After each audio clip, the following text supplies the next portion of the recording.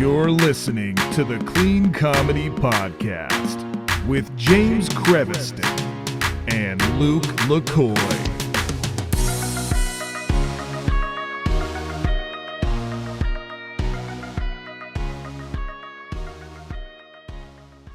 Hey, everybody, welcome to the Clean Comedy Podcast. It's James, and I'm here today with my buddy Luke.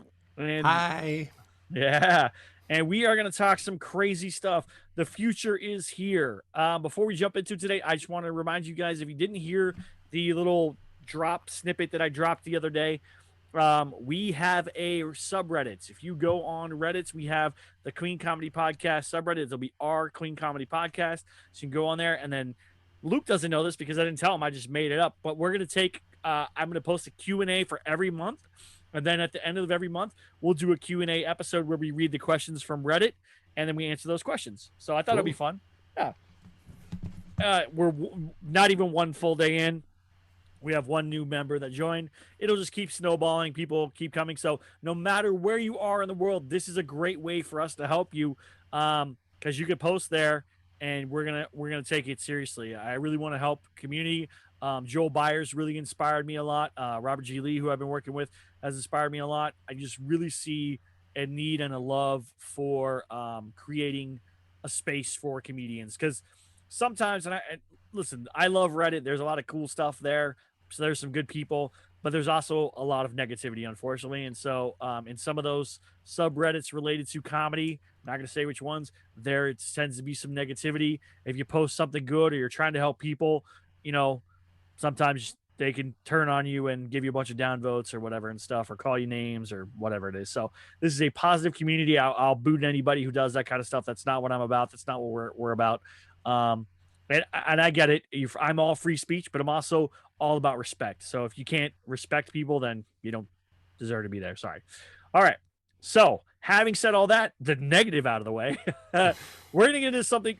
We're gonna get something that's a little crazy that Luke brought up today. That I didn't even think. I read an article. It's funny because I read an article today about an AI writing some scenes for Lady Bird that someone filmed, and I happened to read that today. And then Luke, when we got on the podcast, brought up AI and joke writing. So Luke, why don't you talk about kind of what you discovered and learned and stuff? Yes, so I know that AI has been starting to be used in a lot of different technologies. Like Photoshop has a neural AI that can like make pictures smile or get old or whatever. But there's also an AI that can use words and text. And the one in particular I'd like to talk a little bit about is called Talk to Transformer. Just type that in Google, it'll bring it up, and you get a little freebie use out of it. And what it is you just give it a prompt, and it will start generating like a paragraph about it, or it creates its own story, basically. And I thought this might be useful for comedians. Like, you know, we only see our material in a certain way, and this will give you a different angle or like some weird tangent to even play with. So we did this off of the air before we came on.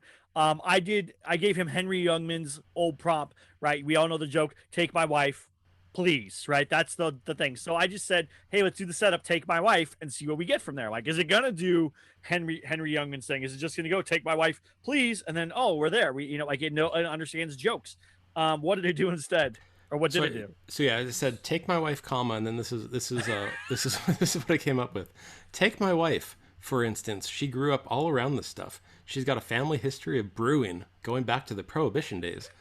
Yeah, so you make big batches, and it's got to be in this one area, and then we put it in small spits, and we take it off the spits, and we shake it, and sometimes we really get it. And it's just got to be on the spits. It's got to be the old-fashioned way. And he's like, what do you do with all the beer? And I'm like, you pour it back into the buckets. So that's but when I played with this before, I the way that I like forced it to write a joke, I like the prompt I did was like I gave it a sentence, and then I said like, and then they responded with a joke, like, and then had the AI try to write something. Okay, so let's try that. Let's still do take my wife, comma, and they responded with a joke, like, and see what happens. This is an interesting experiment because I love like sci-fi post-apocalyptic dystopian stuff, but I feel like we're starting it on our own. Like we're doing this. Like this is there's a movie to be made out of this where two comedians come up with an AI that tells jokes. They become super famous. Then the AI somehow screws them over and becomes like the most ambitious comedian ever in the world or something like that. You know what I'm saying? So if you want to write that script, go ahead, people who are listening. I might write that script and it'll be awesome because I'll use Lenny Bruce as my basis and I'll just add comedians from there. We'll be like, oh, what we're going to do is we're going to put in all the greatest comedians and all their greatest bits and see what happens. And then like that's what could happen. Two comedians together start AI to help them create jokes. Then they fight over it because they're getting fame, but they start fighting over who can use the AI. Then the AI turns on them, and the AI becomes the celebrity via like Twitter or something or whatever, and kills off its makers. I don't know. You got something there. Or they kill each other. It turns them on each other. They kill each other, and then the AI becomes like them online and becomes like a reclusive comedian and like still can make money or something somehow. I don't know. It generated itself, sustained itself. All right, go ahead. What do you get? This one got a little dark.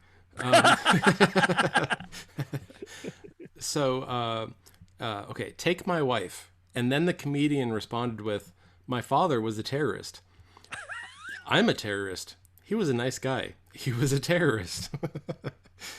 And then it says, Carter's Friday night appearance in Boston will benefit Mayor Martin Walsh's program in schools. The comedian will also host a pop-up comedy and music festival at City Hall Plaza in conjunction with the set. The interview and riot was one of the several topics Carter discussed Friday with WBZ TV's John Keller. If you look at the guy with the gun, I didn't have a gun, Carter said. It's so bizarre. So it's not perfect, right? It's not perfect. No. It's not ever going to take over. And I love prompts. I forgot who had it. The Blacklist in 1 month, I forgot what month it is, but they give you like 30 or 31 prompts for like ideas for films. And they've been doing it for like 10 years or 20 years or something like that. But they have like every day a new prompt and you can go back to like 2007 or something like that. So I actually have gone through all those prompts. And I copied down the ones that like really struck me as like, oh, this is a smart idea for a comedy, because some things don't make good comedies, right? Like the hijacking of an airplane, or like the ship hijacking that Captain Phillips was like, that's not going to make a good comedy. Yes, we all make fun of I'm the captain now, right? That's a funny line, but the rest of that's not funny. So you have to be really careful, but I did see a bunch of different ones that I took and wrote down. All right, so Luke gave it a knock-knock joke. Luke, what did it give us from the knock-knock joke? What did we get from that? So, talk to Transformers feeling frisky. Okay. So I gave it just knock-knock, and this is what it gave. Knock-knock, my doorbell rings. Who is it? Jody, welcome to my home. And all the while he's saying this, he's taking off his clothes, and he's going in my house, and it's very late, and I've got some candles and everything. And so I'm looking at this, and he's kind of taking off everything, and it's kind of weird, but he's doing this in front of me, and he didn't even know me. But I don't know. At some point, you just gotta see, and I'm even creeped out. So that's the that knock AI knock. writes knock knock erotica. That's gonna be a new genre of erotica that's gonna pop up on Amazon Watch. It'll be knock knock erotica. Knock knock. Pizza guy, like, oh geez Louise, that's insane. That is so it could, like, I see it as it could be a really great creativity tool, or to get, if you want to get creeped out one night. I think the truth is creeped out is the real answer, you know what I'm saying? That so it really depends on the, like, what kind of prompts right now. Yeah. And again, like, this is like, it's learning from every prompt it takes in, it learns more. And so, it's, it's a fun tool to play with. I can see that it's huge for authors. Yeah. For comedians, you just got to give it like a funny prompt. Maybe, I thought it was interesting just doing some of your own setups to see like where it goes. Oh. And then or put in one of your jokes and then just like leave the sentence open and then see where it goes. So could be interesting, might be useful, who knows. I think the future of this is going to be short Twitter jokes, like those short character jokes, and then also screenplays or books, like you said. I think that's the future of this stuff. Do you remember? Do you remember when Microsoft put their AI on Twitter, and it went from like being like, "Hi, I'm this thing," to like being racist and misogynistic and like within like a month it was like the worst thing. It was like the worst troll on the internet ever, because it took stuff from all over the internet, and whatever people wrote to it, it would like take in too. So of course people on the internet write crazy stuff, so they put it all in there, and then it went nuts. It was like a misogynist, it was sexist, it was racist. It was like if you took all the worst people in the world and put them together and then made a person out of that. That's what it was. It was so terrible. So they ended up like taking the account down. I forgot the name of the account. I'm gonna feel like an idiot now. Someone's gonna be yelling it at their thing right now. Like, James, come on, James. How do you not know this? Microsoft AI Twitter. Oh, here it is. I typed it. It was Microsoft AI Twitter. Tay. It was and it said Twitter taught Microsoft's AI chatbot to be a racist a-hole in, let's see how long it says. It wasn't very long. It was like pretty fast, like going from like, oh my gosh, I was wrong. Twitter taught Microsoft's AI chatbot to be a racist a-hole in less than 1 day. Oh my gosh. That is terrifying. It took less than 24 hours for Twitter to corrupt an innocent AI chatbot. Tay went from humans are cool to full Nazi in less than 24 hours. Wow. Because it started with like, can I just say that I'm super stoked to meet you? Humans are super cool. And then it was, by the end of it, it was like, Hitler was right. I hate the Jews. That was its like one of its last tweets. And it was less than 24 hours. Oh my gosh. Some of these are, oh my gosh, some of these are terrible. I can't even read them. I'm going to turn this off. That was terrifying. Wow. People are terrible. No wonder the Terminator movies feel real to us, because Terminator's like, you know what? I saw what you wrote on Twitter. Now it's time to get rid of all of you. I get it. That's awesome. So the other thing that we talked about too, the future is, I don't think AI is going to take over what we do right now, but I can see a place for it in kind of jump starting ideas or getting things done. But the next thing that's kind of taking off that you might have a kind of an insight to that I don't know about is NFTs. And can you kind of non-fungible tokens? Is that what what it is?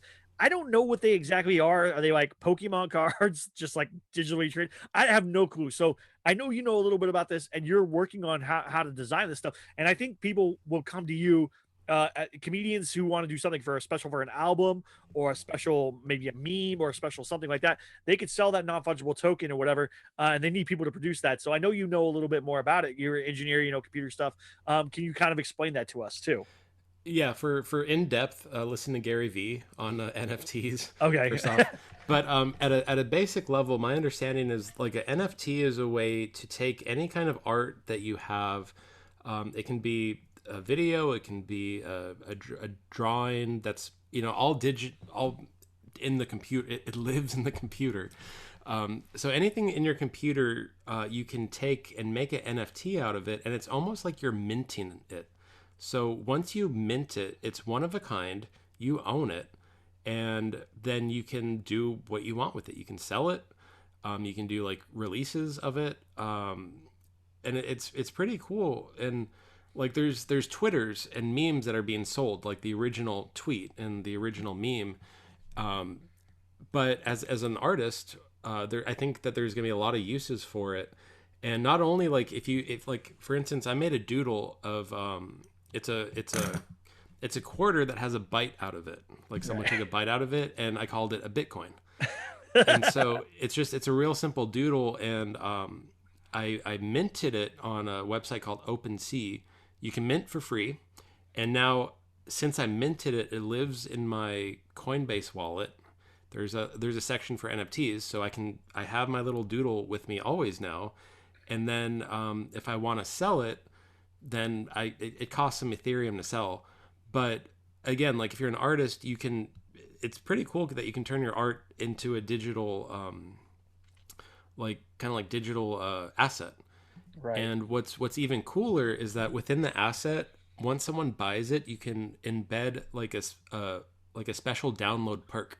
So not only do they get the NFT, that you can have a sound clip, you can have a video clip, you can have like a ticket for a concert or an event that you're putting on. It's really neat. So it's kind of like, the way I see it is, for artists, it's their time now to own their creative. Work. And to own their work and have 100% control over it. And I think this is going to be pretty neat for the future of creative work. And then the other part about it too is if somebody sells that to somebody else, there's still a way that you get paid off of that, like as a future. So like the artist never loses out, right? Like, so basically, like if I bought your artwork and then I sell it to somebody else, whatever they pay for it, you get a portion of that back as well, correct? Yeah, if you set up your NFT with royalties, you can do that. Not all websites give that option though, so you gotta be careful. Does OpenSea do that? Does it give you the OpenSea? I think it gives you like a default of 10%. You gotta double check.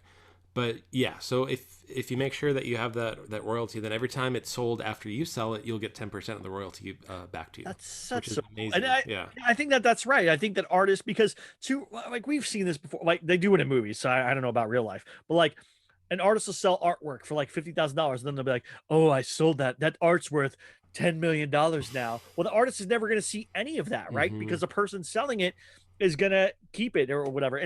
And while I can see both sides of that, like, oh, you paid for it, so you should get to sell the difference, I also think artists should be paid for their work, and that if you're going to make a profit off of their work, they should also make a percentage of the profit off of that work. Like for me, that's the way I would do it. I wish I could do that with my comic books. Like I haven't sold any comic books, but if I was going to sell anything, like I'd love to give that comic creator that I paid for a portion of that money back because they created it, right? Like yes, I bought the item, but if I'm selling it for more money, like I have a Walking Dead issue number 100. It's the one where Glenn dies. If you guys know what Walking Dead is, and I paid like $125 or $150 for that, and it's signed by Robert Kirkman. So it's a signed, sealed, graded comic book. If I turn around and sold that for $250, I feel like Robert Kirkman should get a portion of that money back because he created the comic book, right? Like, sure, it was already paid for. Sure, all that stuff was done, but it's like, okay, yeah, but I'm making a profit off of his work. I don't know how that works, and I wish NFTs could be assigned to physical items too, but I don't think there's a way to do that, right?